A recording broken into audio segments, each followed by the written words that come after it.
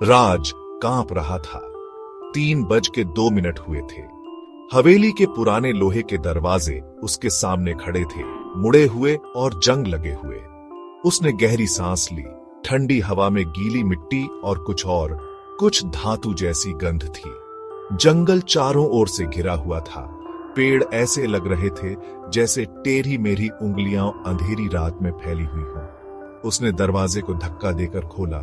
आवाज जंगल की खामोशी में कहीं खो गई। हवेली पथरीले रास्ते के आखिर में खड़ी थी।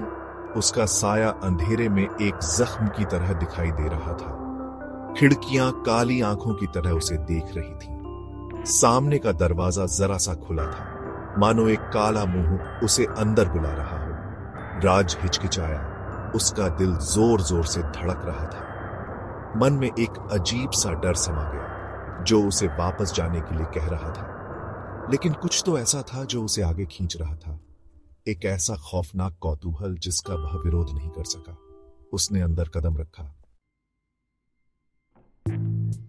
अंदर की हवा ठंडी और सन्नाटे से भरी थी, धूल और सड़न की गंध से भारी।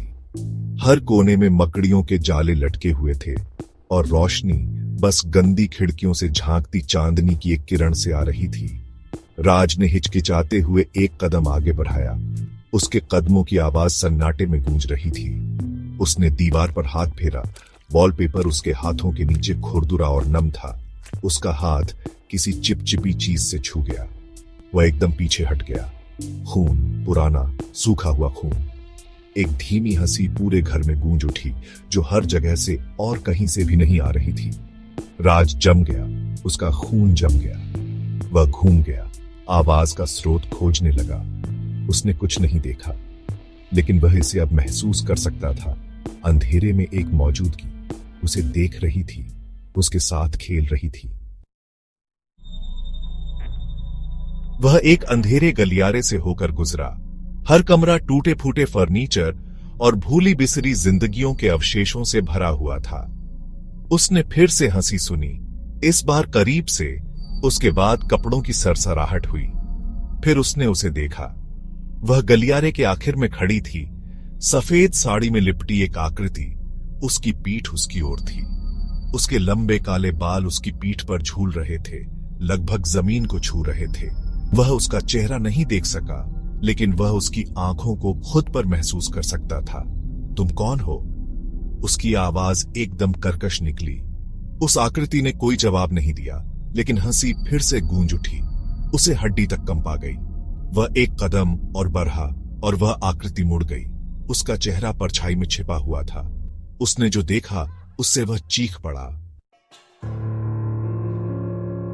उसका फोन उसके हाथ से फिसल गया, जमीन पर गिर गया। वह पीछे हटा। उसकी नजरें उस प्रेत पर टिकी हुई थीं। यह उसकी ओर बियाच रहा था। उसके पैर जमीन को नहीं छू रहे थे। वह पीछे हटा और किसी अनदेखी चीज से टकरा गया। वह पीछे की ओर लड़खड़ा गया। डर ने उसे एड्रेनालाइन का एक झटका दिया। वह अपने पैरों पर खड़ा हुआ और भागा, आंख बंद करके, बेतहाशा, हवेली से होकर। हंसी उसके पीछे पीछे चली, हॉल में गूंजती रही, उसे आगे बढ़ाती रही। वह हवेली से बाहर निकला और रात में जंगल उसके चारों ओर एक घुटन भरे कंबल की तरह बंद हो रहा था। वह तब तक दौड़ता रहा जब तक वह और नहीं दौड़ सका। एक पेड़ के नीचे गिर गया। सांस लेने के लिए हाँफ रहा था। उसका हाथ कांप रहा था जब वह अपने फोन के लिए पहुंचा।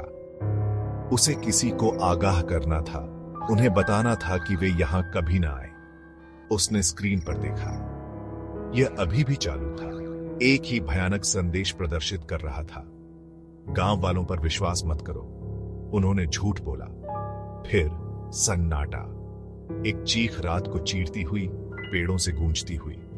राज की चीख। फिर हवा के सिवा कुछ नहीं जो पेड़ों से सरसराहट कर रही थी और बाहर ग्रामीण उदास होकर सिर हिला रहे थे।